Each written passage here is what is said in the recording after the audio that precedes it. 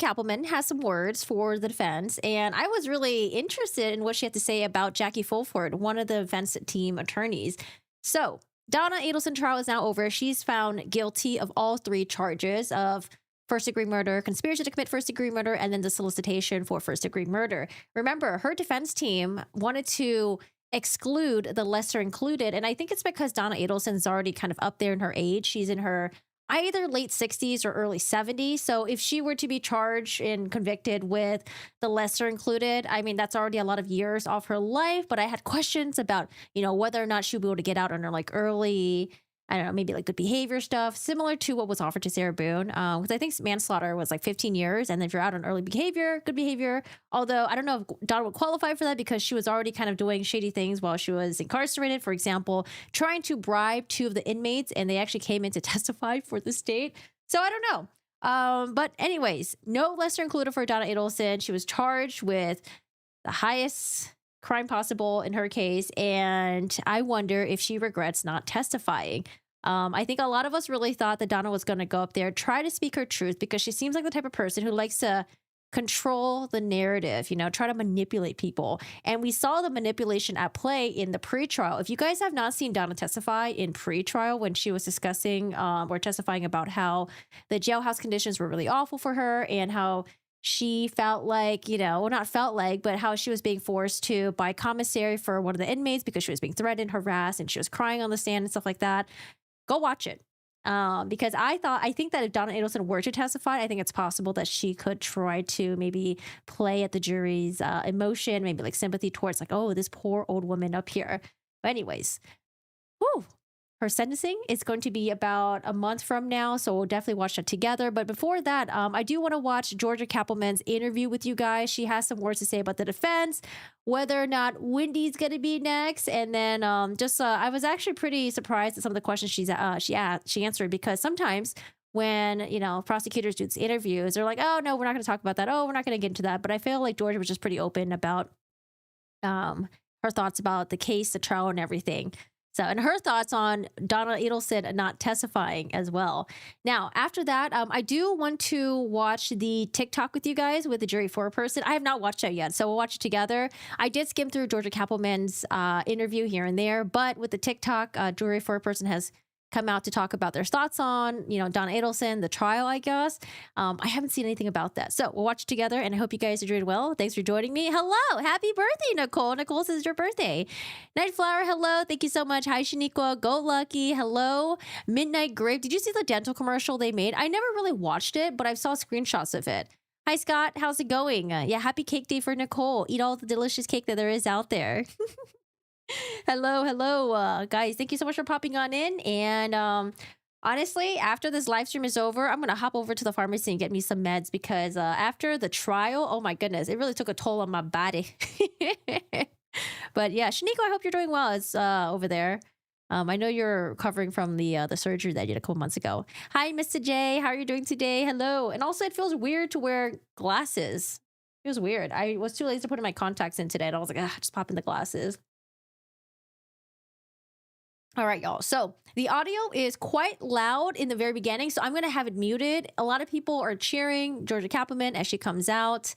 It is very, very loud. And even though I had the volume on low, in my opinion, I still think it's a little bit crazy for the ears. So we're going to keep it low, and then we'll have the audio on when Georgia's about to start speaking. Hi, Ruby. How are you doing today? I'm doing good. I hope you guys had a good weekend. Hope you guys rested up. The past 2 weeks has been very tiring. The court, they really jammed in a lot of testimonies in a day. It's not like the trial over in Massachusetts, where it's like, hey guys, let's leave early today. Let's leave at 3:30. Okay, let's get out at 3:30 today. It's a Friday, or let's get out at 4 o'clock. We were really packing on the days. And, although there was like a lot of micro breaks in between, still a lot of testimonies. And, oh man, I'm kind of glad that it's over though. I'm glad. Although I thought the verdict was going to come out on Friday instead of late Thursday night. Whew, crazy, crazy. All right, y'all. So Georgia Cappleman is coming out right now. This is after the verdict is out. It is very late over there. I'm sure she's very tired. So a lot of people are cheering her on. It's very loud. We have it muted. She's going to start answering questions soon. Oh, sorry. It's still loud. My bad. I think it gets quiet right around here. We did let you take a moment and think about this and ask you about this. So before we ask you the question that's on a lot of people's mind, what's it like in this moment? What was it like to have this defendant be found guilty? I think I just feel kind of honored to be able to deliver this win for the Markells. You know, we've heard so much about a win for the Adelsons, a win for the Adelsons, and everything that was lost in those efforts. A win for the Adelsons. What have the Adelsons been winning? I guess maybe not being convicted right away, not being, yeah, I mean, maybe that's the win for the Adelsons. But yeah, I mean, ever since the Hitman, you know, I feel like it's just been loss for the Adelsons, like all the way through. Unless she's talking about some of the court win stuff. But even so, when we're covering all the pretrial stuff, like they were just losing left and right. You know, everyone's just being prosecuted. We got Charlie went down. We got Donna going down. The Hitman, Katie. By the way, behind there are Phil Markel and Ruth Markel. They spoke to the victim impact statement. They are Dan Markel's parents, and I think Sarah Dugan is somewhere back there. So it's just been really cool to be a part of this win. During one of the pre-trials, you said these trials that have become my life. It's a lot of trials at this point. Talk about what happens when you're I remember that too. I remember her saying that. a prosecutor and you have to continue to follow cases like this one. Well, I mean, I do have other cases. People don't know that. There are other cases in this office. And I care about, you know, all of them, but obviously this has become sort of a part of my DNA after investing so much blood, sweat, and tears into this case and getting justice. So yeah, it's been an epic battle. Yeah, for those of you guys who don't know, not only did she go after Charlie Adelson and Donna Adelson, but there was also Katie McBanoa, and I think maybe she was the prosecutor in The Hitman as well, was it back in like 2018 or something like that? 2018, 2019? Was this one tougher than Charlie's trial? I don't know. I mean, I'm older, so I think it is. I think everyone is tougher than the last. Yeah, I don't know. I mean, more time passes and there's more stuff. There's more phones. There's more records. There's more emails. So it's a lot to organize, and it's a lot of little pieces to try to put together and try to create something cognizable that a jury can follow and get their head around. Like, even though that the evidence is probably all the same to her, but she had a more evidence dump from Donna Adelson's phone, Donna Adelson's diary, and everything around Donna Adelson. So it's like, yeah, like, you know, we had all the evidence in Katie, Charlie, but then when we have more evidence with Donna Adelson stuff, it's more for her to incorporate into her like opening, closing. So I could see why her opening and closing, or her closing, was so long. Georgia, opening statements right out of the gate, Jackie Fulford appropriated Professor Markel's nickname, calling him Danny. A lot of people were upset about that. Did that bother you? Not as much as it bothered some other folks. I understood what she was trying to do. It was not the classiest move, and I think she kind of realized that and seemed to correct that over the course of the trial. But I don't know if she did, actually, because I think she still referred to him as Danny, even in closing. Maybe in the middle of the trial, she might have referred to him as Dan Markel. But I know in the end, she started calling him Danny again. Now, here's the thing. I think Jackie's approach could have worked if more people that were testifying were calling him Danny. I think because she was one of the few people to call him Danny, and it's like, well, you're not close to Dan Markel, so it seems weird for you to call him Danny as if you were, even though that's what he was called. I think it was weird that other witnesses would refer to him as Dan Markel, Professor Markel, Dan, and then you have this defense attorney here who's calling him Danny. And the only other person to call him Danny, I think, was Wendi. I don't think anyone else referred to him as Danny. Maybe the neighbor? I don't remember. But if we had a lot of other witnesses that referred to him as Danny, then when Jackie says it would seem more natural. But because it seems like she was the odd one out in calling him Danny, and Danny's a name that's like, you know, would show that you're really close to him, it did seem as if she was trying to be, a little manipulative with the jury, and it just seems like, like inappropriate to some people. So I can see that. But damn, Georgia calling her out. Not classy, she said. Was trying to do.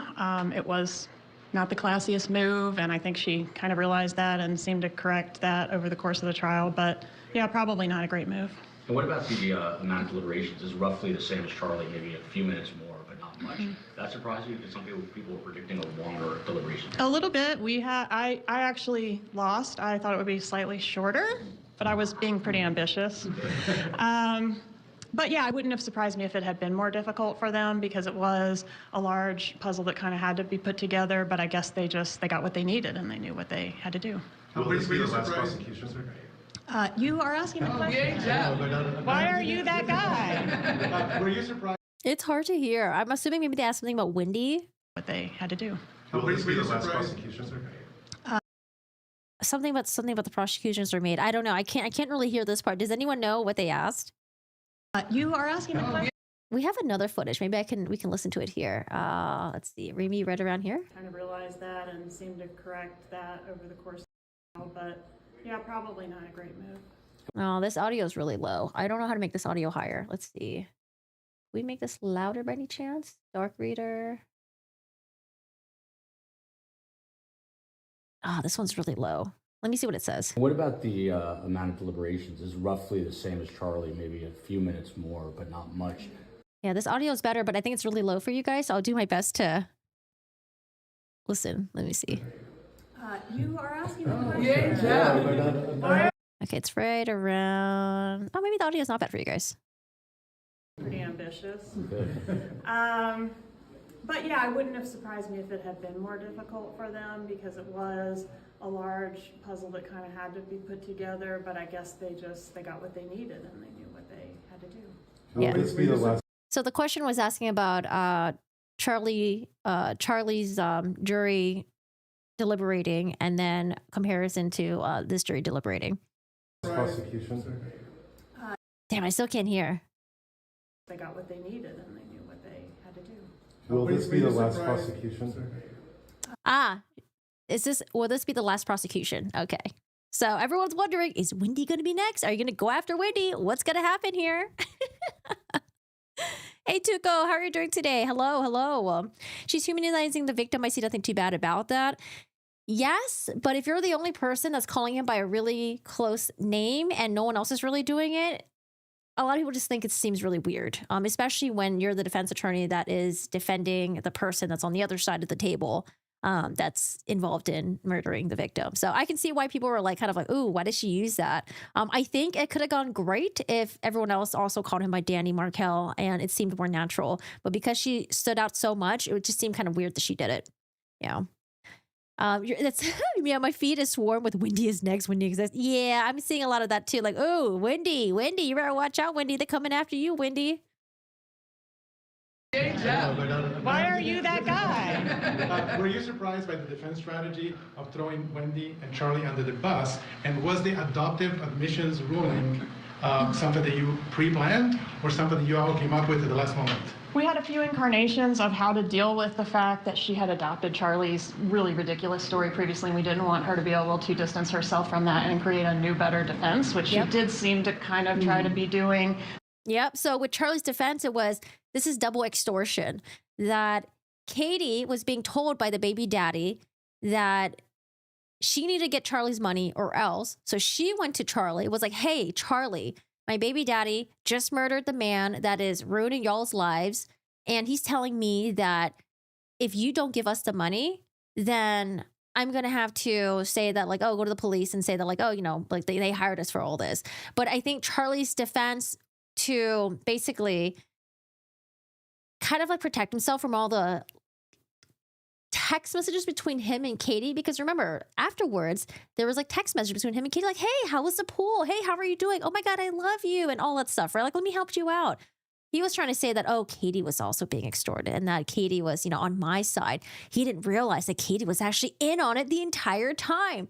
Even though, isn't it fucking weird that Katie would be back in a relationship with Sigfredo and Charlie was trying to buy Sigfredo a birthday gift? Why? It just doesn't make sense, right? So that's why Georgia Cappleman is just baffling at Charlie's defense.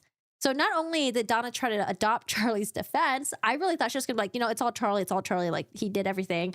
And screw the double extortion thing. That thing is all bullshit. No, Donna tried to say that, like, okay, Charlie's extortion was true. And not only that, I didn't know about it until afterwards because he confessed to me 2 months, or I think it was like 2-3 months after Dan Marquette was murdered, that he was being extorted. And that's why in September, I was writing these checks to Katie. It's because I was trying to help Charlie out. Like, all these people are just, oh my goodness. I don't know. Donna should just throw everyone under the bus. Just be like, you know what, fucking Wendi, Charlie, give me a plea deal.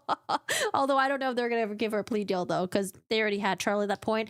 And I don't know if Wendy is really a high priority for the state. But That's why George is like, yeah, ridiculous defense. And create a new, better defense, which she did seem to kind of try to be doing. So we did want to try to shove that on her and then, try to explain that to the jury. Okay, here's this whole other defense that she already adopted, and it's complicated, and it has all its pushback that goes with it. So it did feel like a difficult minefield to wade through to be able to explain all that to the jury, but we wanted to make sure they understood that, hey, she's already committed to this defense that's a loser, and now she's trying to switch it up and go to this whole other place, and you got to pick a lane. It can't be both. So I think that's kind of what we were trying to do, so hopefully we were successful. And I'm so glad that she's so good at explaining everything, because her and Sarah Dugan, they were able to explain everyone's role in it, the lies, and then expose them for their lies, because this was just like it was just like tangle web of like bullshit that for me, it would be so hard for me to explain to someone that's completely new to this case in, I don't know, an hour, 2 hours, how everything went down. I'm so glad that they had those graphics up there. They had the pictures of the people. They had the 2 roads that led to Donna Adelson. So no matter which road law enforcement took, it was either following the Prius or motive, people that hated Dan Markel. It all led to Donna Adelson. And I think they did such a good job explaining that. Oh my gosh. I wish I could be masterful in explaining shit like that to people. It sounded like the new investigation developed a lot of crazy evidence, including y'all were planning to use some phone calls that you were not able to use at the trial. Is the sealing of this evidence going to be unsealed once now that Donna has been convicted, or do you know? I don't know the answer to that. There are some phone calls that were sealed. What are the phone calls? Yeah, I don't know. And you cannot still comment, I guess, about I think the not, details. since it's sealed, right? Yeah. All right, no comments about. You imagine it to be, but I don't think I should comment on it since it's sealed by the court How this did you feel time. when you You need those like whiteboards with the red string to explain. Yeah, you know how people have been doing those they like explain books to you, and they have the whiteboards of everyone who like everyone's involved in the plot and all the side characters and all that. That's exactly what I would need. I actually purchased a whiteboard, and then I was like, no, I don't think I'm ever going to use this. But yeah, I purchased one on Amazon and returned it. maybe for cases like this, we'll pull out the whiteboard. That Donna was not going to be testifying. So, Yeah. All right, no comments about. Than you imagine it to be, but I don't think I should comment on it since it's sealed by the court how did this you feel time. when you found out that Donna was not going to be testifying? Something tells me you were probably salivating. I don't know about salivating. Yeah, it's not like I was gonna wow you guys with some amazing new stuff. She's being so humble here. You wouldn't wow us, I guess, with new stuff, but the way that you would have cross-examined her would have been probably fucking amazing. She's being really humble. Georgia, I know salivating. What a way to describe it. But I did put tons of preparation into that, so I was a little bit like sad when I took my binder that had 110 tabs and packed it away. So yeah, I was a little surprised. She seems like somebody that would want to tell her story, but it gets trickier and trickier when all these stories are out there, and she would have had to navigate a lot of stuff to get up there. Yep, because she's not the first trial. There's the 2 hitmen, their trial. Then you have Katie, and then everyone turning on each other. And then you have Charlie. So it's like she has to kind of like adopt like the stories that they've kind of like laid out so far, especially Charlie's, and then try to fit it into her defense. And then it's just a lot. And there's so many people involved, The more information you have, the more detrimental I think it is for you. Versus if there wasn't a lot of people out there that was involved, that people were speaking about this, that we don't have Charlie's version. Whew, but you know what? Donna really did it to herself, because she fucked herself with the planner, first of all. She had a planner that was very detailed. Why didn't she burn it? She brought the phone that she used to try to get that, fast track extradition to Vietnam. Why didn't she get rid of that phone? Ma'am, you're rich. Go buy a new phone. Burn the device. Go to the military base and discard it in the trash. Oh, gosh, Donna. So I do understand why she made the decision she did, and I think it was a smart one, but I was kind of expecting her to testify. What was A year the ago. evidence that you thought in this trial might have made a difference that when you came across, that you introduced? I think the fleeing to Vietnam didn't hurt, especially since she denied it. She could have just said, yeah, I went to Vietnam. I didn't want to get arrested. It's because she thought people were stupid. I don't know if Donna just has a hard time relating to normal people. I don't understand how her and Charlie really thought people were going to believe her, especially the Vietnam thing. Ma'am, extradition, one-way ticket, and then she had her friends come in, shamefully testify, saying they're like, oh, she was just going on vacation. One-way ticket. Yeah, just going on vacation.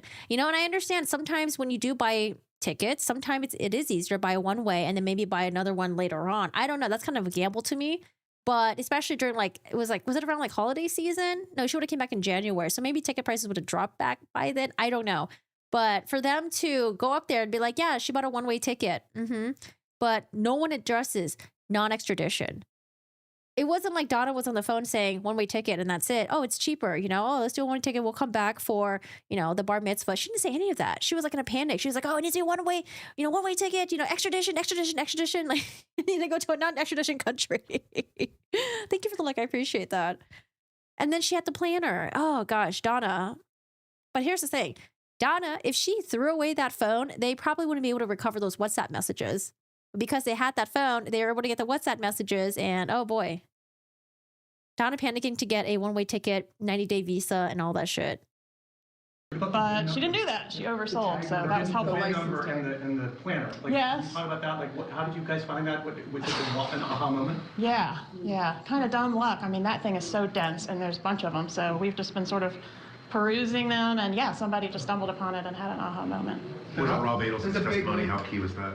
I think it was important, didn't you? I mean, I thought he was so genuine, and what a guy to be able to do that. I mean, what a terrible situation for him to be put in, and to be able to rise above that and do the right thing. It's really impressive. Did you all Such a good answer. Oh my goodness. Because there are so many family members out there that are willing to lie for their family members. Like, look at Donna Adelson's friends, right? They came in, they testified, and they tried to make it seem like she was such a normal Jewish grandmother. What a great person she is, like, oh, we're just like laughing and like talking about going to Vietnam and all that stuff. Like, look at what they were willing to testify to. And then when we have someone like Rob Adelson who's like, hey, she's my mom, she's raised me, this is my family members are slowly going to jail, and he just goes up there, and when he's testifying, it seems like he is speaking from the truth. And it has to hurt to do that, to testify against your family members.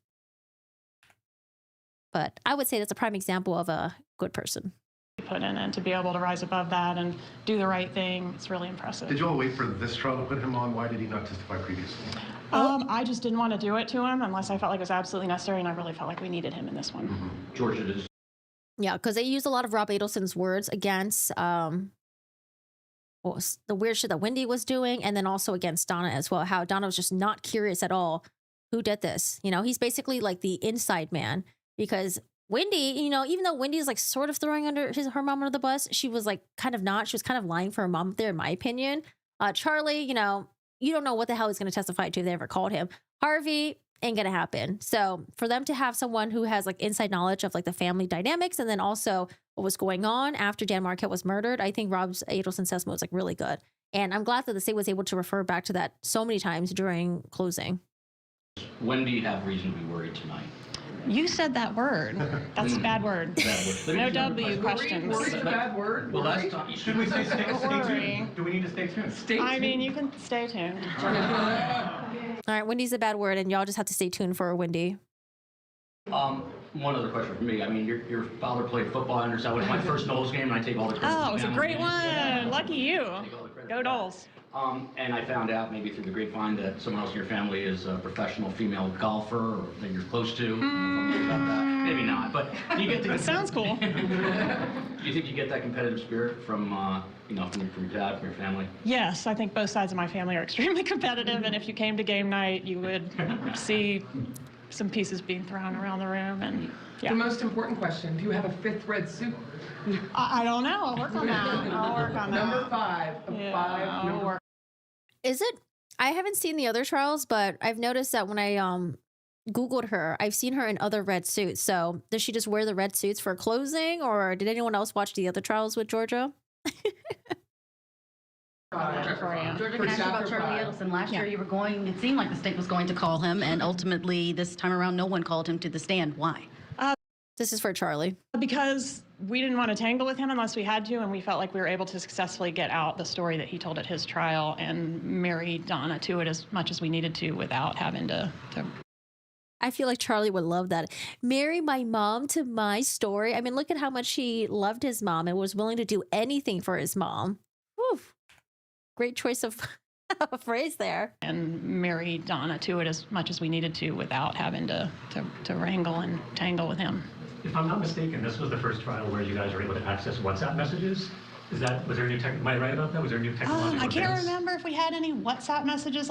So going back to Charlie, they were able to tell the jury that, hey, Charlie has been convicted. And through other people's testimony, for example, Katie McBanwa, she was able to get a lot of the extortion story from Charlie without really having the state having Charlie to come in and testify. So Katie was a pretty huge, big deal here to have Katie come in and say that like, hey, Charlie approached me and then, he was trying to find someone to hurt him, do you know someone that can hurt someone? And then later on that progressed to, hey, murdering someone, right? And how Charlie was putting pressure on me because his mom, his family were really stressed out with Dad Markel. And then everything that happened afterwards with, the dropping off the money, with sleeping over at his house and him paying for her boob job and the checks and all that stuff. They were able to get that through other people's testimonies. There was also the financial person as well who looked through the accounts of the hitman and then also Katie, right? Where they're like, hey, this is like a lot of money. This is a lot of money that came in after Dan Markel's murder. And well, we could see here that Katie got a breast augmentation, that Katie got this Lexus from Harvey, but it seems like she never actually paid them any money. It seems like she got it for free. So they were able to get other people's testimonies to really put in the story together for, what Charlie would have, I don't know, for like Charlie's role in it. And then not only that, because they had all the wiretap stuff, you could really see what was going on with the, how everyone was basically just scrambling when the bump was happening and how Charlie was communicating to his mom and how Charlie would go back to Katie and then Katie would go to the hitman. So it was pretty cool for them to be able to get all this in about Charlie without having Charlie come in and testify. Because, when Charlie testified, he would just feed them the bullshit, right? The double extortion thing. And honestly, it would have been fun for us to watch it again. But for the jury, it might just be like, okay, like this might be a waste of my time. Last time, but they are encrypted, so you really do have Oh, sorry, this is the WhatsApp messages. to tangle with him. If I'm not mistaken, this was the first trial where you guys were able to access WhatsApp messages. Was there a new am I right about that? Was there a new technological I can't advance? remember if we had any WhatsApp messages last time, but they are encrypted, so you really do have to get them off the device itself. So we were able to retrieve some threads from Donna. So for sure, the WhatsApp came after Charlie's trial the WhatsApp for Donna. I don't know if they also had WhatsApp for the other people like Charlie, Katie, because they were using WhatsApp, but I don't know if Georgia was able to recover anything from that. But for Donna, the WhatsApp thing was new for this trial because after Charlie was arrested, that's when Donna was booking the whole Vietnam visas using WhatsApp and stuff like that. And then she didn't discard that phone. She brought that phone, which is a hulk of evidence with her. Device. Was Cheryl's case more polished? The demonstratives seem to be up a notch from before. Yes, that's because I didn't make them. I only directed. I did get some wonderful volunteer help. So I don't know if she wants a shout out or not, but yeah. Were there other things that were new and improved? Some of the witnesses even seem to be testifying a little smoother than before. I don't know. Or did they? I don't know. I don't know either. It's a blur. If the trial had come it's all forward- one long day. If the trial had come forward a year ago, you wouldn't have all the evidence from the new investigation. How significant was to have that note from Drina Bernhardt? Oh man, I thought it was great. I don't know why it cuts off there. So we're going to go over here. This is the Donna trying to bribe Drina. But here's the thing. Donna, the smart way to do it is to, if you're really going to bribe someone, right? Do it verbally. Make sure there's no way for them to track it back to you because it's always going to be your words against their words, right? And if the jury hears someone testifying, and they've had previous convictions in the past and they've lied before, and then they come and testify, it's like your word against theirs, and it's like, okay, well, I don't really know who to believe, maybe, right? Unless they're very convincing. But with Drina's testimony, we had the handwritten notes that Donna wrote, and then she didn't deny that she wrote them. Oh my goodness, Donna. Let's see. I think it's somewhere around here. It cuts off for some reason on court TV. Let me see if I can make this bigger, actually. Ooh. Oh, yes. This is on the Tallahassee Democrat, if you guys want to watch the whole thing from a different angle. I only directed. I did get some wonderful volunteer help, so I don't know if she wants a shout out or not, but. Were there other things that were new and improved? Some of the witnesses even seem to be testifying a little smoother. I wonder if the volunteer that helped with the slideshow and stuff like that, I wonder if they were just like a viewer or if they're actually someone that has close ties to the prosecution's office. By the way, Sarah Dugan's right here. Sarah Dugan. She also did really well. Than before. I don't know. Did they? I don't know. I don't know either. It's a blur. If the trial had come It's all forward, one long day. Donna never cleared her WhatsApp between 2014 and 2024. The messages that we saw were only the ones that were from 2023 with the Vietnam stuff. we didn't see any WhatsApp stuff going all the way back to 2014. So I don't know if Donna got a new device maybe at some point. I don't remember what iPhone. Actually, I do know what iPhone they seized from her. Was it iPhone 11? I don't remember actually, but it is. You do know what they seized from Donna. If the trial had come forward a year ago, you wouldn't have all the evidence from the new investigation. How significant was to have that note from Drina Bernhardt? I thought it was great. I thought it was. When she showed up with that, it was like Christmas Day. She said she thought it was great. Sorry, the audio's a little bit low over here. It felt like this trial, you did mention Wendy's name more. Was that just because of who the defendant was, or is there a strategy behind more evidence against Wendy coming out? I think it was because of who the defendant was and how important the motive was to establish, which largely arose from the communications between Donna and Wendi. So yeah, Wendi ended up more in the mix. You say a little bit about the boys. I could feel the emotion. It seemed like it really resonated with the jury Those when you talked boys. about. Oh gosh, yeah. Yeah, there's no justice for them, and I haven't done them any favors today, and I lose sleep over that fact. It's tough. I know that, yeah, the family's just been totally destroyed, and I hate that, you know, and sometimes it feels a little bit like being a part of it, you know, so, yeah. Yeah, it sucks that she feels away. Like I get where she's coming from because now, the Adelson family, I mean, they're kind of in ruins. You know, imagine that you moved to South Florida and you built this whole life there, right? If you're like the boys, you build your whole entire life there, right? Your grandmother is helping raise you. Grandfather's probably really involved. Uncle Charlie's probably really involved. You know, mom is there, and you make friends throughout like elementary school, middle school. But then now, you know, Uncle Charlie, bye-bye, right? Donna, the grandmother, incarcerated. I'm not even sure if Wendi even wants to keep in touch with Harvey, just in case Harvey might say something or might involve her in somehow and bring her back into this shit. So I don't know if Wendy's just taking precaution, just cutting out all the family members just in case, right? Because the family members are the ones that got themselves in this trouble because they were calling each other. They were texting each other. They're just doing all this crazy shit that really incriminated them. So it's like, I would hate to have to lose all my friends, lose my family members.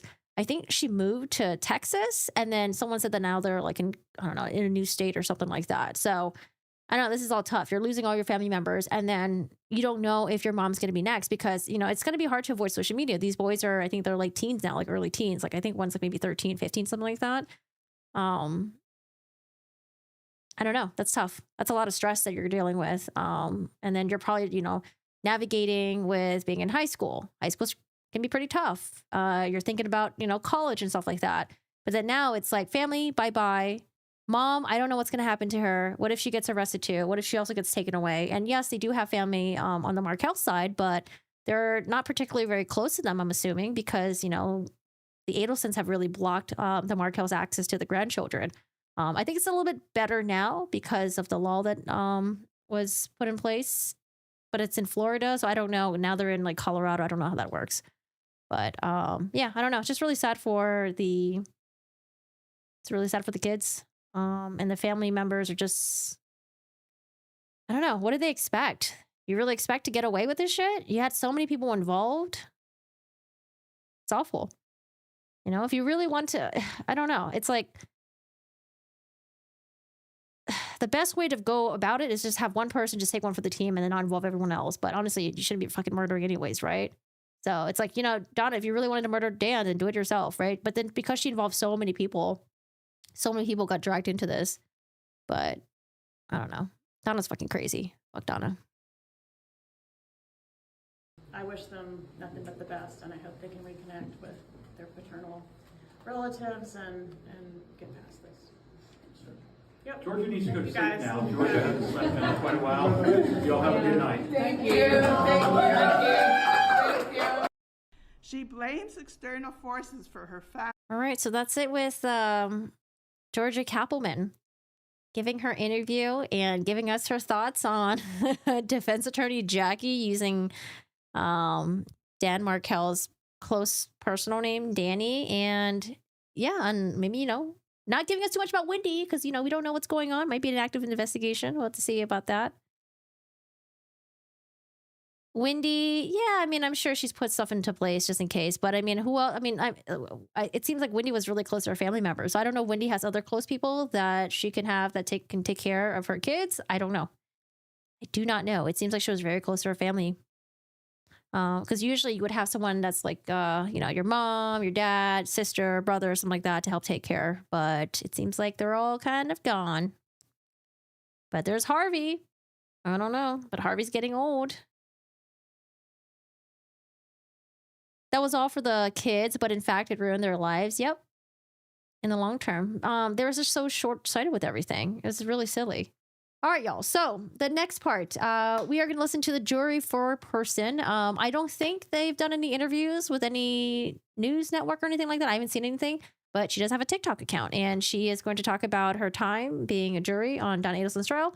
And I haven't seen it yet. I haven't seen any of it, but I do see that she does put in her thoughts about, if Wendi was involved, and then that's pretty much it. So I don't know how many parts there are. I think there's too many. But let's watch it together because I have not seen it yet. Yeah, I wanted to see this. Wendi seems like the type to already have someone looking after her. Yeah. Or maybe after this, Wendi learned how to gain complete and total independence instead of having her family take control of her life and telling her what to do. It has been 10 plus years and maybe things are different now. I don't know. It's really hard when you've grown up in a system that forces you to comply and to be controlled, it's really hard to grapple out of that even as an adult. Because to me, I look at Wendi and I'm like, what the fuck, Wendi? You're a fucking adult.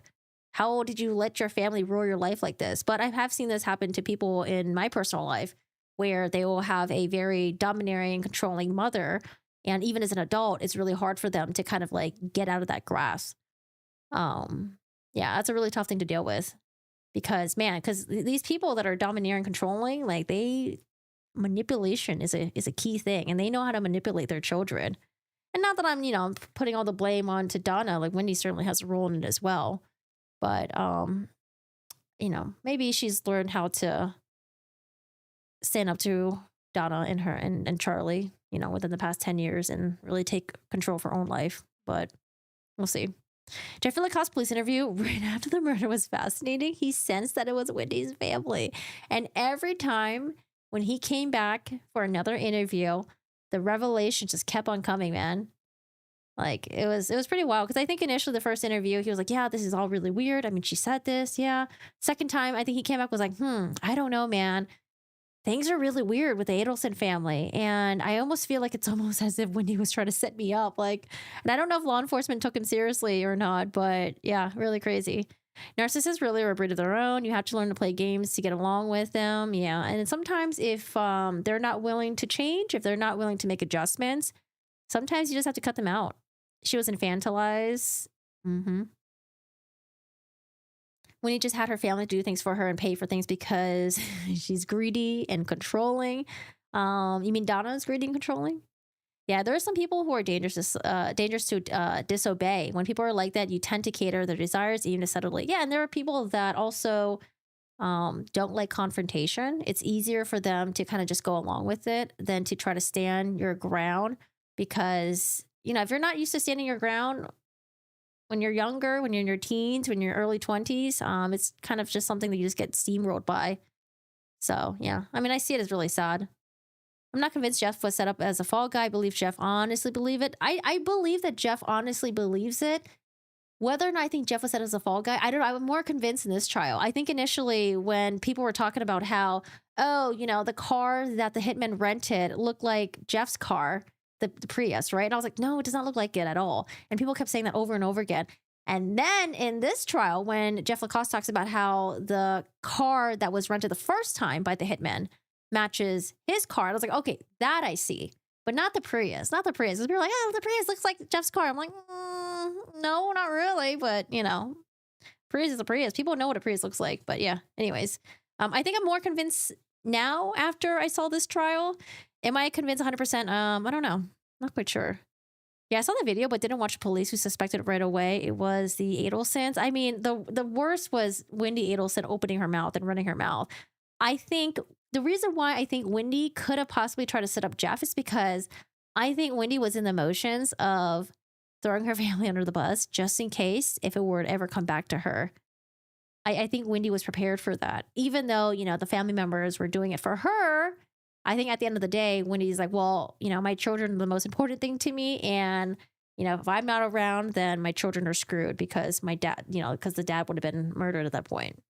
But yeah, I think Wendi was trying to insulate herself. And then luckily the Adelson family, the rest of them were just too stupid and, you know, texted, called, used code words, and then dropped the code words. And then when Donna, the funny part that Georgia pointed out was when Donna was using code word and then dumbass Charlie like decoded the code on the phone call. Or when Donna's like, I don't want to talk about it. Let's not talk about it. Or even Charlie, let's not talk about it. And then the phone call continues for another 10, 15 minutes of them talking about it. I'm like, oh my God, what a gold mine. This is great. This is amazing. All right, y'all. Let's jump over to the jury foreperson. Remember I asked you guys, I was like, hey, which one of you guys in chat would love to be the jury foreperson? I think we had a lot of ones in the chat.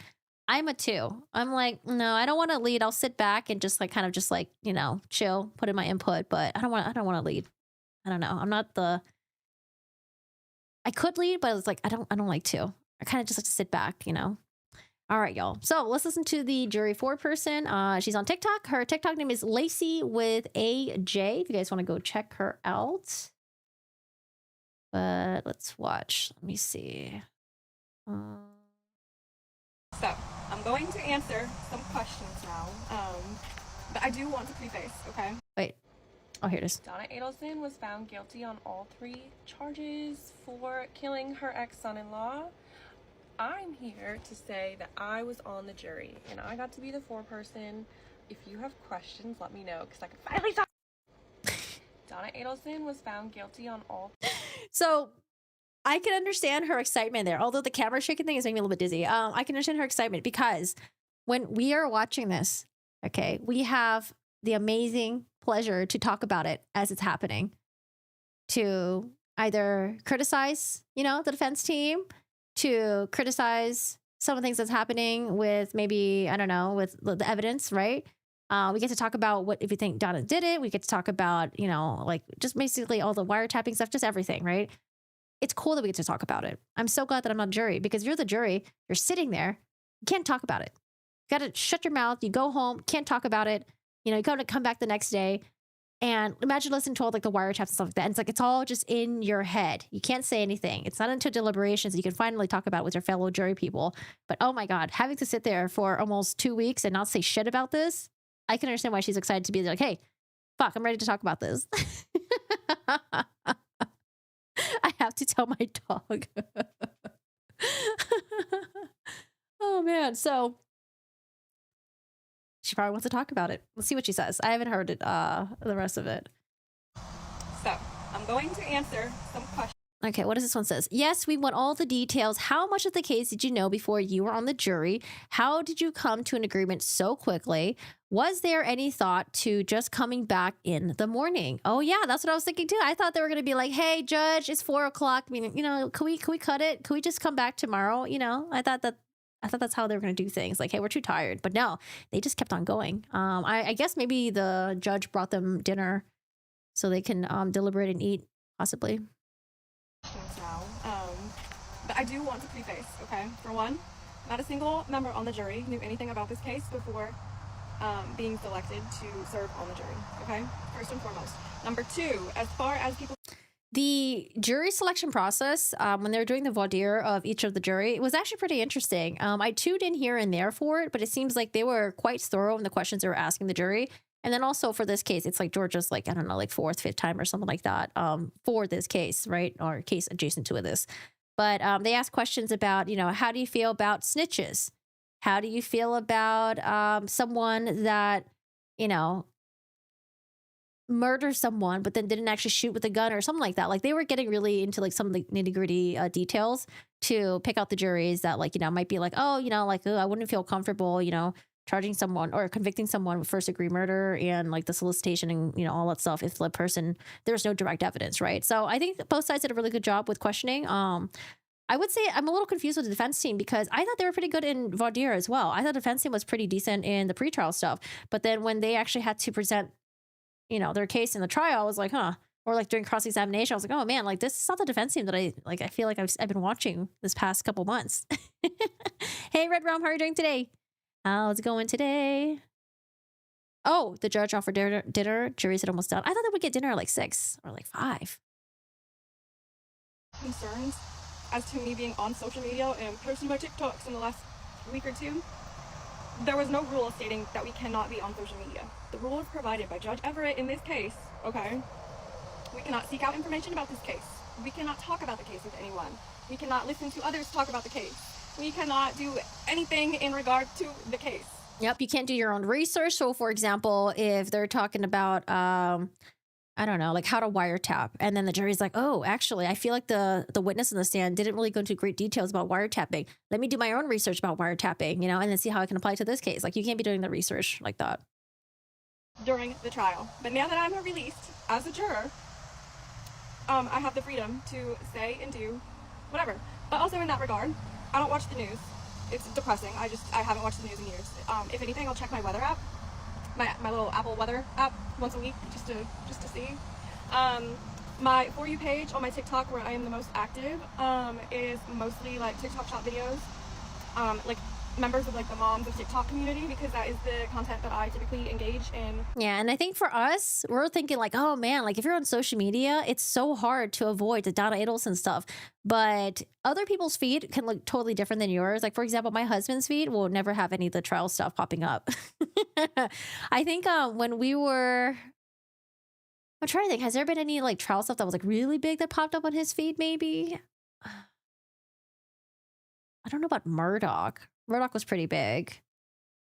I think Depp v. Heard was probably like on everyone's feed, you know, like all like the meme videos here and there. But honestly, like if I ever looked at my husband's feed, like he will never get any of the court stuff. Like same thing with my friends who don't follow the true crime stuff. Like a lot of them won't get this shit on their feed. They'll just be like, who's that? Like, oh, with the Karen Reed stuff, right? I was very surprised that some of my friends never heard of the Karen Reed trial. They're like, who's that? I'm like, oh, wow. I feel like it's like everywhere. But yeah, it's just, it can be very different depending on your algorithm. Interactive. I also post that type of content sometimes. You know, just like trendy, funny, like music videos, whatever else like that. Basically like stupid humor and then mom stuff. That's what I look for. Oh, is she a mom? On social media. So I'm not breaking any rules. Along with that, I have time before court, during our 1 hour, at least minimum, lunch break during the days of the trial, and then after court to do as I will in regard to all of that. So no rules were broken. No rules are being broken now. I appreciate all of your guys' concern. I'm also going to prove that I was on the jury because there's some of you who just doubt it.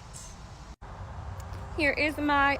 Please know how much I appreciate your service as a juror in my courtroom. Oh, that's so sweet. The right to a jury trial is a basic to our American criminal justice system. The right would be meaningless without citizens like you who have demonstrated willingness to serve as a trial juror. Thank you for the time you spent at the courthouse, which included your participation during voir dire and your close attention to the presentation of the case by the state and defense counsel. Without the jury service of citizenship, I don't know, the precious rights afforded by our U.S. Constitution would be threatened and our justice system unable to function. Thank you again for doing your part to making our legal system work. Sincerely, Judge Everett. Oh, that's so nice. Appreciation letter from Mr. Stephen Everett, the judge on this case, thanking me for my service. Along with that, please accept this letter verifying that was summoned for jury duty. I document stating I served in the jury every single day of the trial. There's also this lovely thing called public record. Just an FYI. Now with that, I will get into some of these questions, okay? I am excited. I learned so much, and you know, like about the case, but also about the law, and I like that excites me. That I thought it was. You think they've converted her into being a true crime junkie, maybe? A cool experience, a crazy first time jury experience. Because, you know, she wasn't getting true crime stuff before, but maybe now in her, you know, with her maybe newfound interest in true crime, maybe she'll start getting into it. So, yeah. Anyway, I stated I was the foreperson, and I was. Because when we got back to deliberate, once the bailiffs were out of the room and we could, you know, talk about whatever, I asked everyone if anyone wanted to be the foreperson, and everyone was kind of like, I was like, okay, can I do it? Like, that's me. Does anyone want to be the foreperson? Can I please? Also, because I wanted to stay on point with what we were supposed to do. You know what I mean? Like, I didn't want someone else to have the opportunity to be foreperson and then just take us a million different directions.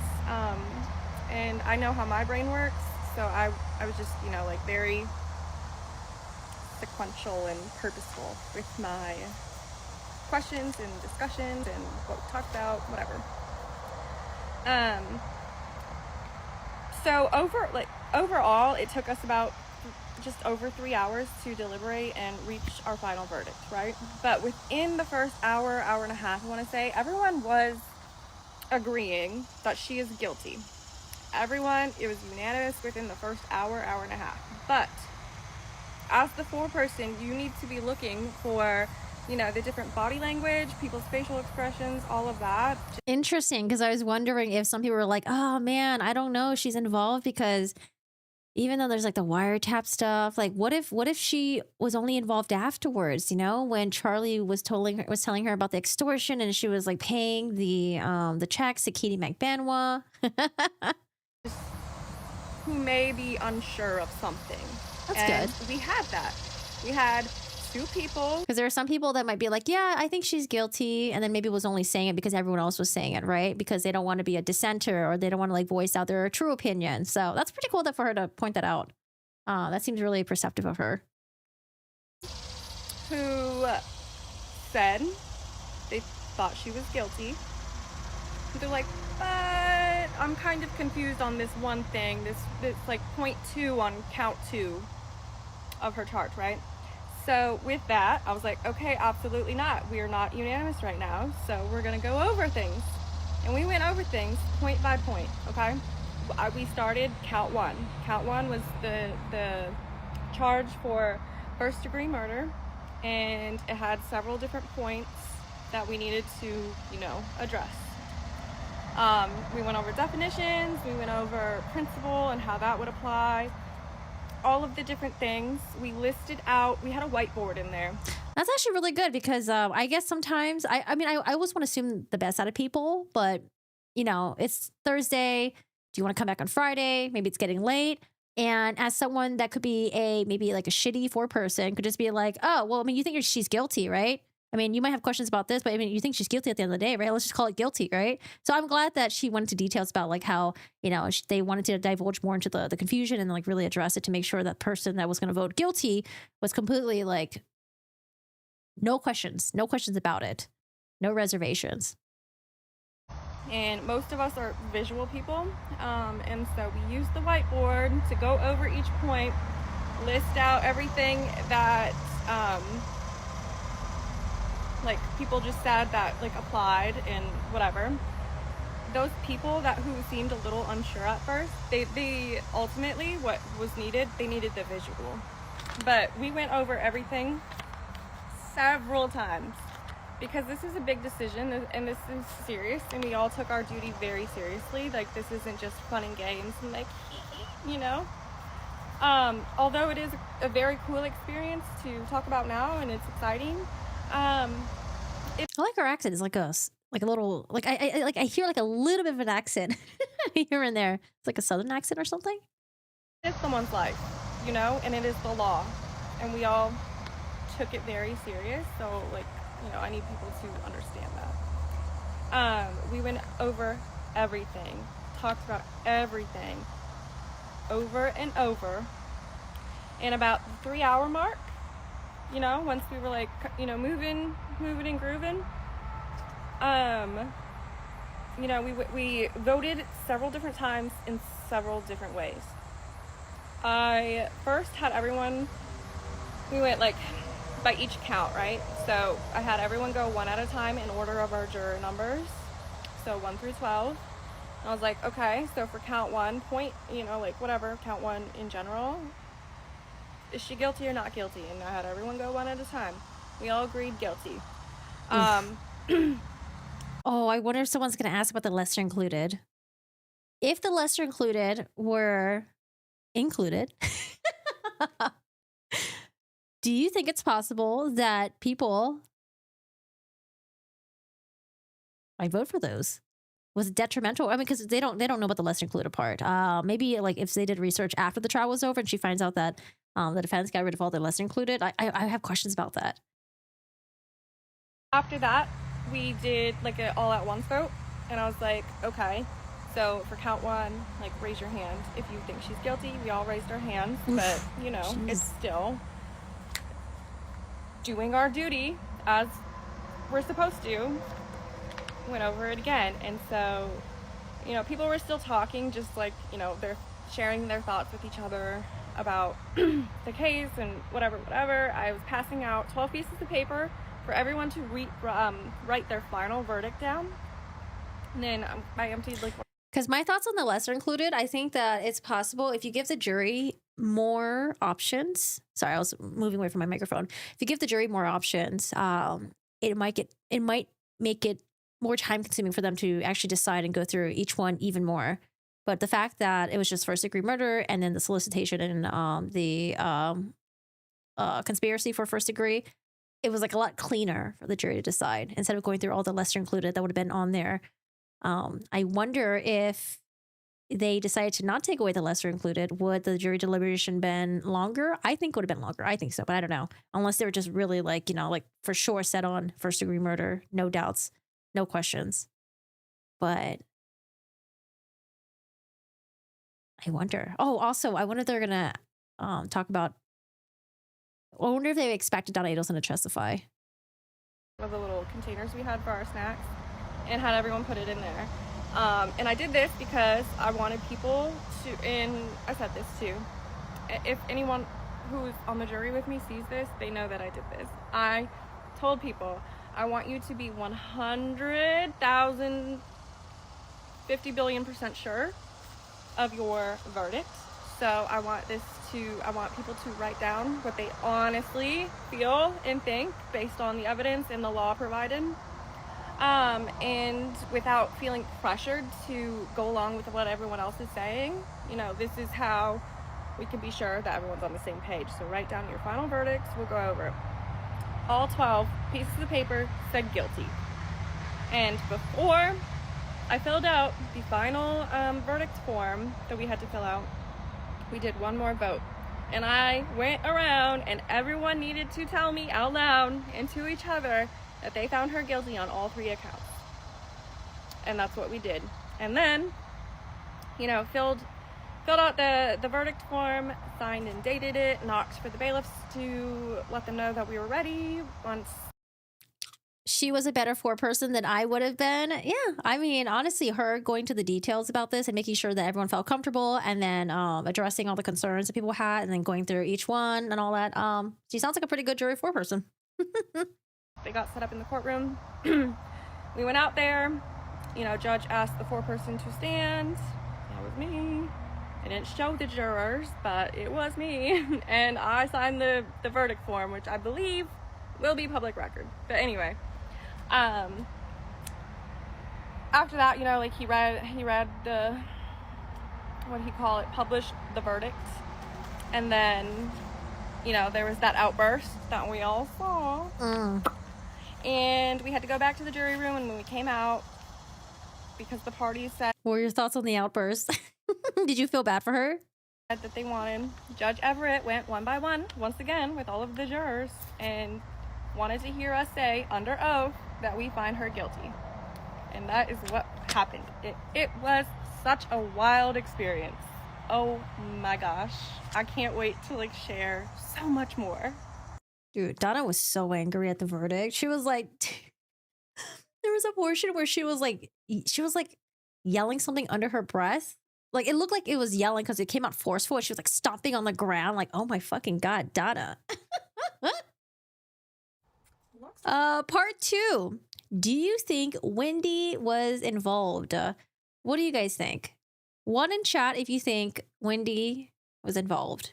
2 if you're like, no, I don't think Wendi was involved. The family was controlling her. The family was doing everything behind her back. Or 3 if you're like, I don't know if Wendi was involved. So 1, involved. 2, not involved. 3, you're not sure. I would say after Charlie's trial, I was like, maybe, probably, but not sure, you know? But after this trial, I'm like, ooh, we were really leaning on number 1 over here. Hi, Rain. How are you doing today? How's it going? I was happy of what the verdict. 1, 1, 1, 1, 1, 1, 1, 1. Hello, everyone. Go Lucky says 3. But I don't know if the state would have, because I feel like the state would only go after Wendi if they had really good compelling evidence against her. Because if they feel like she's involved, but then they feel like the evidence is not quite there, for them to have to drag Wendi through the trial, and then to have the boys go through it, I don't think the state will go after Wendi unless they've got some good shit on her. Yeah. And Georgia doesn't seem like the type of person who's like a performative prosecutor. You know, sometimes we have people like that. Georgia seems like, I'll go after her if, you know, if I can really take her down.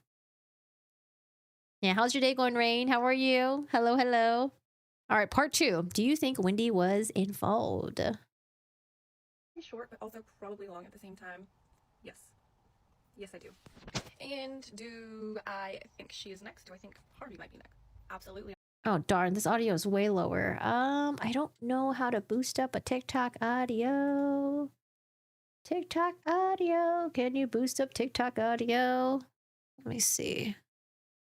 What is this playing on browser? I do. Now, the state hasn't said that specifically, but there's evidence showing that they were aware of what happened. And I mean, I had to think back and take my notes because... Sorry, guys. This is not on YouTube, so I don't know how to boost up TikTok audio, but when we make this into the video, I'll boost up the audio for you guys. But for now, just make the audio really loud on your end, and then, I don't know, maybe putting the headphones in. Can you guys hear it sort of okay? Hey, Banana. How's it going?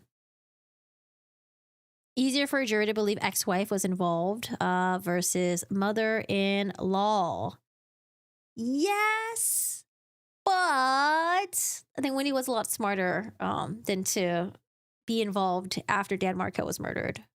Yeah, Charlie, Donna, wiretap, texting, code, all that stuff. And then not only that, after Charlie was convicted, Donna was still writing weird shit to Wendi. Like, you're not guilty anymore. Or they're not going to get me. I'll make sure of that. Donna, why the fuck are you texting this after your son was convicted? Especially if you think they're going to come after you. So when it came to that, I think Wendi, after Dan Markel was murdered, I think she was really shooken up by the police interview. And she made sure that she wasn't going to get her hands dirty anymore. It was both. Earlier it was Donna edging her, but later when Dan went after her hidden assets, wanted her to lose her bar license, she wanted him gone too. Did you start with it? We are on part 2 right now. We watched part 1 already. Part 2 is a little bit low, so when we make this video, we'll boost up the audio for you guys. But I hope you guys can hear it. All right. Well, like, write down new notes. We couldn't take the notes that we took during the trial out of that jury room. They get disposed after deliberations. Minor details. Now, if and when the state goes after Wendi, I think they will. I think it's going to be to a lesser degree. It's not going to be the same charges, only because she. I think the video is like sped up too. I think she like sped up the video. I wonder if there's something on my end that I can do on OBS to boost up this audio. I don't think so. Audio mixer. Oh shit. Where'd it go? Hold on a second. Audio mixer. Where'd it go? What the hell? Trying to see if I could boost the audio on my end. All right, well, this is weird. Oh, here it is. see. Yeah, I don't think I can. Unfortunately.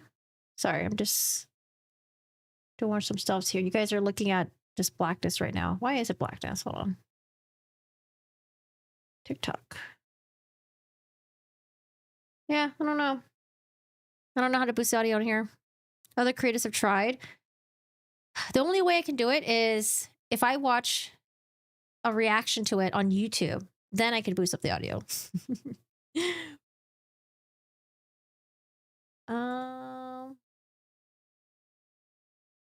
Let's see. Let's try that.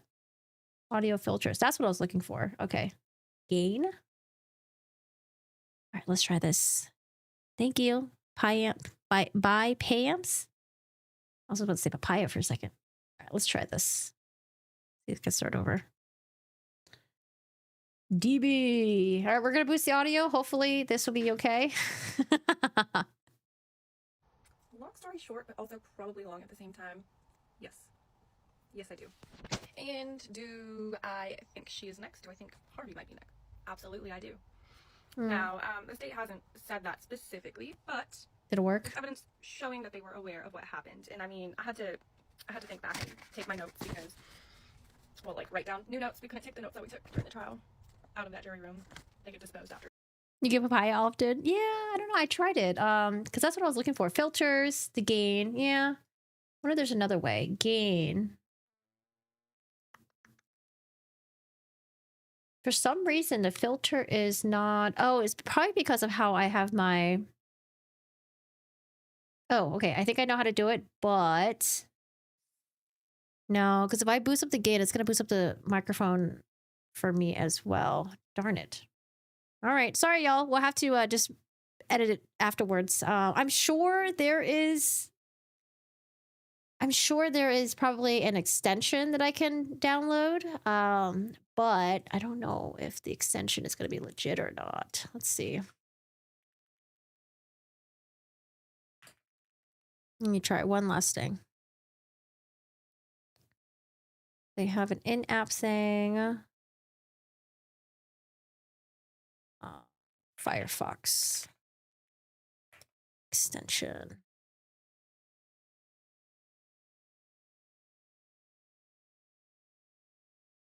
Audio boost. Let me see if it's legit though. Make sure you trust it before installing it. Give me a second. Audio boost.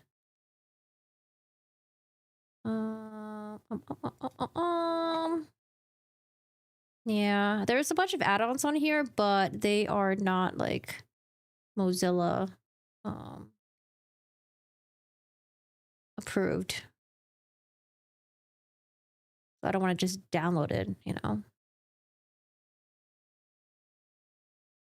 Sound. Yeah, if there is a Mozilla audio extension on here that's Mozilla approved, you guys see it, let me know. But so far, the ones that I'm looking at right now it is not. All right. Maybe someone re-uploaded this entire thing on YouTube without reacting to it. All right, guys, I'm sorry. The audio was fine for me. Yeah, you just have to really boost it up on your end and then maybe put on earbuds. Deliberations, minor details. Now, if and when the state goes after Wendi, I think they will. I think it's going to be to a lesser degree. Yeah, I don't know. I just don't know if I don't know if they're going to go after Wendi. I just don't know. But then again, we don't have access to the evidence against Wendi. I just don't know. It's not going to be the same charges, only because she insulated herself from her family, from the situation very, very well. Mm-hmm. Very well. Yep. And she also played dumb very well. Yep. I feel like that's when we saw the acting that Miss Donna referred to previously. She plays that part way too good. So I do think that she will be next. I just don't know what extent. I don't know what she will be indicted on, but she was 100% involved. 100%. Because how would they know Dan's routine, right? Obviously they were given his address, whatever, But the killers, the hitmen, they would have needed some sort of insight as to where they can find him, like what he would be doing, all of that, right? It's crazy. Also, her whole testimony in her mom's trial, I don't remember. I don't remember 500 sips of water. That has guilt written all over it. Anyone who knows anything about like interpersonal communication or body language. Ah, I figured it out. Okay, should I replay it over or no? I figured it out. Because the way that my thing is set up, changing an OBS doesn't really work. I have to do it on a different thing that I'm using. Don't replay it. We're good. Okay. The rest of it will be good then. She's dripping in guilt. Okay. I honestly, I don't know how she sleeps at night, to be honest with you, but Ooh, not dripping. You're here nor there right now. Not the drip. As far as, did we discuss that in the jury room during deliberations? Not necessarily. We just described, like, we discussed things about her relating to her testimony and just like things in regard to the case, because we had to stay on point. You know, that's what we were there to discuss. So not so much if we think she's next, but after we were released from our service, walking back, being escorted by the bailiffs to the where we parked and stuff, it was very interesting to hear everyone's opinions, because at that point in time we were allowed to talk about it because we were dismissed from the jury, whatever. Everyone agrees. She's probably gonna be next. I wonder if she sped up her video so people don't complain that it's like a 10-minute long video or something. It sounds really sped up, right? We just don't know to what extent. Because yeah, like I said, she insulated herself from the situation and her family way too good. Like I said, she plays the role of dumb, and you know that term, ignorance is bliss. Like, she is taking that to a whole new level. Now, she states that in her testimony, she, the morning that Dan was shot, right? She was going to meet some friends for lunch, but she had to stop by the liquor store for like a stock at the bar party later on, whatever. Now, the liquor store she chose was completely out of the way. The route she took. Thank you. Yep, I'm glad that y'all noticed it. I'm so glad that Georgia Cappleman had that map up during, was it Sergeant Corbett's testimony, where it's like, hey, here's a liquor store that was closer to her. Here's the route that she was supposed to take to go to the brunch. However, why she go this way? Completely out of the way. There was that exact liquor store that was closer to her house and in the complete opposite direction, but she chose to go this very long route out of the way, and says she normally takes Trescott Drive, so she goes to try to turn, but there was the roadblock because at that point in time law enforcement had arrived on scene. Dan was rushed to the hospital, yada yada yada. She says she encountered the roadblock, turned around real quick, and just like went a different way through the liquor store. Then they also brought in another witness. The state brought in another witness, the officer who was working like at the roadblock basically, and he states, which contradicts what Wendi said, that you could see Dan's house, the crime scene, all of the police cars and EMS, whoever else was there, right? You could see that from the house, from the roadblock. And whereas she claimed you couldn't see it. So knowing that, he also identified her car in the trial during his testimony. He saw her car, and most people, like when they get to a roadblock, they, kind of turn slowly to get, like, we're like, oh, what's going on? Like processing it. No, she like whipped in and out, right? And that would be cool if we had, if one of the neighbors had surveillance footage of Wendy's car pulling up to it and then just getting the hell out of there. No, now knowing that she could see the house and she didn't make any calls to the daycare, to Dan, to check on him, the kids, no calls to law enforcement to see if anything was okay. Like, come on. It just doesn't add up. It doesn't add up at all. What else do I have? And then her ex-boyfriend, Jeff Lacasse, testifying. Now, granted, I will say, I think it's very weird that she told him about the hitman thing in confidence, and then he didn't report it. But, again, it's... Wendy's testimony actually confused me because I was like, wait a second, she made it seem like she never turned on Trescott. But then the testimony that she gave before, like 30 seconds before, she said that she did turn on Trescott. I remember there was like a really weird distinction between the testimony that she gave like a minute before and then a minute afterwards. So I feel like even Wendi doesn't even know which lie to go with. Because it really sounded like she went down Trescott and she's like, oh, I didn't turn or something like that. I was like, wait, hold on a second. What happened? What did you do? What did you not do? What are you going to do at this point? But that's one thing, like towards the end of their relationship, they were discussing, like the relocation thing, because apparently that Wendi always talks about that and like the divorce file, yada, yada, yada. And she said, well, can I tell you something in confidence? And she said, yeah, my brother looked into that hitman thing because at that point in time, he witnessed, he was there to witness a joke from Charlie, like, oh, a TV is cheaper than a hitman or something like that. And I think Wendi divulging that to Jeff Lacasse before Dan Marquette was murdered, I think it was a combination of her really being nervous, maybe thinking she can trust Jeff, possibly, or her already planning to implement her family members. So later on, you know, when Jeff Lacasse will be interviewed, because he is the ex-boyfriend, when he's interviewed, he will tell law enforcement, hey, by the way, I heard that Charlie looks into hiring a hitman. I'm getting off track. She was already throwing her family under the bus. Anyway. Yeah, but anyway, his testimony, like, basically the last time that they got together, July 11th, 2014, they met up somewhere. I think it was hot yoga. And basically he, at that point in time, knew the relationship was over. So he, like, literally, like, backed off as they were leaving, whatever. Didn't say anything. But then Wendi turns around and asks him very weird and specific questions about his travel plans in the coming days. And, you know, with that, the first time the hitman had come to Tallahassee, they rented a car, a Nissan, that looked just like Jeff's car at that time. And that point in time, too, she was asking specific questions about his travel. So, you know, it's just a little weird. I think she was trying to set him up. And then all the details that they had, she had to have provided it. I mean, obviously. And then, let's see what else. Calling her kids by her last name before Dan was ever shot. And then legally changing their last name and the older one's middle name, mind you. Middle name and last name 1 year after he died. Also with that, she didn't take the kids to his funeral. That's a little strange. Yeah. A little strange or a lot of strange? They both, Wendi and Harvey, both knew. They didn't say anything. That is a crime in itself, and I do think they're next. Oh, is that her? She was talking about how her algorithm is full of like mom stuff. So I was wondering if she was maybe a mom. Oh my god, that's so cute. He's like, let me in. When and what you're charged with. She's trying to block him out. All right, y'all. Let's listen to part 2. Let me adjust the audio back down just in case it's super loud, and let's see how the audio is. Oh no, y'all caught me. I wasn't actually on the jury. I just made it up because yeah, I obviously just wanted the attention from this. Yeah. Oops. To be a juror in Florida. I don't know what music this is. Why is there music on here? I don't know if this is copyright music or not. It could be copyright music. I might skip this one and come back later. No, why is there music? Okay, let's listen to this one. Sorry, the audio is going up and down, up and down, up and down. Oh no, there's music on here too. I do have to chime in on this one. I did hear that. I thought it was extremely tasty. I don't hear music. Also, biggest cringe moment for me was when the attorney for Donna joked that the court reporter was going to shoot her for going too fast.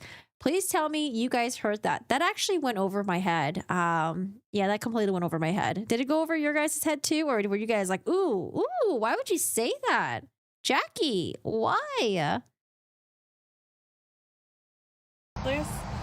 When we were finally able to deliberate, I brought that up, and I think about 50% of us caught that joke that she made, and 50% of us did not hear it when it happened. But I think when Jackie told that joke, I think it went over her head too. Like she didn't even realize. I'm like, Jackie, weren't you like a judge? Aren't you like a seasoned attorney? Like, shouldn't you know better? I don't know. However, there was a joke that Jackie told in closing, and she caught herself real quick. And she's like, oh, you know, I forgot. She like tried to like backtrack a little bit. Considering she was the defense attorney on a murder trial for someone who was shot, if she makes that joke, it didn't look good. That's all I'm going to say about that. I do have to Oh, Jackie. I'm not making myself. Okay, so I think the rest is maybe just like mommy content, possibly. Let me scroll through. Yeah, I think it's like mommy content. This one, let me see. Oh no. Maybe the music stops. No words. Nope, there's music the entire time. Okay, I'm not going to play this one because this one has music. I'm so sorry, but I will link this in my Discord if you guys want to watch it. I don't know if it's going to be copyright music or whatever. So I will put it in here. All right. We have to make sure we don't do the copyright stuff. All right, y'all. Well, that's pretty much it for today that I wanted to cover. We cover Georgia Cappleman's interview after the verdict came out. She makes comments about Jackie and, her thoughts on Jackie calling Dan Danny, which she thought was not very classy. And I was really surprised that she addressed that. I thought she was going to maybe dodge that question just to not say anything, but I'm glad that she addressed it. Also, she avoided the bad word, which is Wendi, whether or not Wendy's going to be next, if Wendy's going to be prosecuted. So nothing on Wendi. We'll have to wait and see, wait with bated breath. And then also, what else did George talk about? There are some calls that were not played for the courtroom because they're under sealed. So maybe in the future, maybe they'll become unsealed and we'll get to see what phone calls they were talking about. Also, Georgia was very happy to find out that Donna tried to bribe an inmate and they got that handwritten notebook. So if you guys want to watch the entirety of it, we will link it in, I guess we'll probably make a video about this and I'll link the entire interviews on there. And then there's actually different perspectives. So I think there's there's one where the camera's right in her face. There's one where it's zoomed out. And then there's also another version that, what was her YouTube name? I think Hidden True Crime, I think, posted. So I'll link that one for you guys. If you guys want to watch any of those. And then I'll link her TikTok if you guys want to watch her thoughts of it. And then also part 3. Part 3 is about, I think, 5 minutes long, 7 minutes long. So I didn't play it because it has copyright music, but I'm going to listen to it after I end my stream. All right, y'all. That is it for today. I will see you guys for the sentencing of Donna Adelson in about a month. I mean, being charged with, being convicted of first-degree murder, that's already mandatory life. No probation, she's already kind of done for. So we'll see what the judge says on the other 2 charges. But one of my favorite parts about listening to sentencing is listening to the judge, because the judge is, throughout the entire trial, the judge just sits there, he's kind of like the jury, right? He just sits there. He can't really give his inputs or thoughts or anything like that. However, in sentencing, sometimes the judge will let the defendant know just how bad they fucked up. Maybe give them a little speech about, life or something like that. So it depends on the judge. Some judges are really short to the point. Some judges are a little bit more wordier. And I always like to hear what the judges think from their perspective. So that's what I'm looking forward to. I don't know if there's going to be any other victim impact statements because we've already heard from the Markel family. I certainly don't think Wendy's going to go up there and, give a statement about her mother. I think Wendy's probably, wherever she is right now, she's probably super gone. But anyways, that's it for today. And there's some other cases that are kind of more updates on other cases that we've been covering. So we'll go back to those. And other than that, guys, thank you so much for watching. I hope you guys have a good one. Hope you guys take care. Thanks so much for watching the trial with me. And I will see you guys in the next live stream. Don't forget to subscribe button. I'd love to see you guys again if you guys are new. And other than that, take care. Bye, y'all. I'm going to go eat lunch now and go pick up my medicine. Oh, my goodness.